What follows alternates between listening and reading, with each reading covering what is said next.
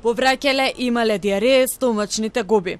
Вакви симптоми пријавиле повеќе ученици, претежно од пониските оделенија, од основното училиште Димо Хаџидимов во Влае.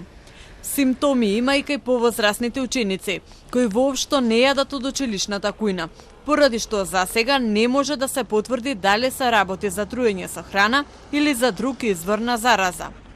Се уште не е познат вкупниот број на деца кои вчера и денеска пријавиле здравствени проблеми. Директорката Лела Николовска вели дека проблемот се забележува од почетокот на учебната година, но последните денови бројот на заболени деца се зголемува. Мешана возраст, меѓутоа поголемиот број се кај помалите од прво до четврто оделение. А колку време трае ова отсуство на ученици? Ова е веќе, ние следиме од почетокот на годината, меѓутоа последниве 2-3 недели се зголемува бројот на отсуства. По вчерашните сомнежи за масовно труење кај ученици, кујната во основното училиште Димо Хаџидимов е затворена. Вработените се испратени на вонредни прегледи. Од работните површини се земени мостри, а дополнително се испитува и водата.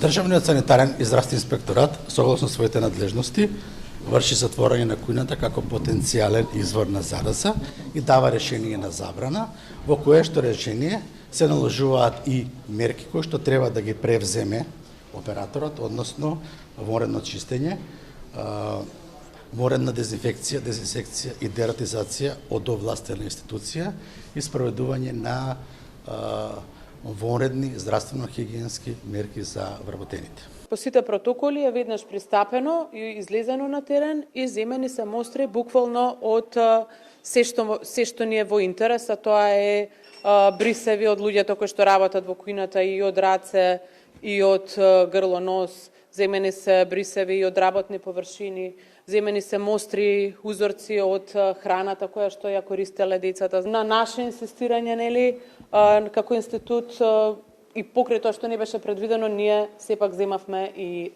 од водата. Родители со кои контактираше Телма велат дека крвните анализи на нивните деца не укажуваат на стомачен вирус. Нема потврда ниту дали проблемот е во кујната или во водата во училиштето или од некој надворешен објект за храна.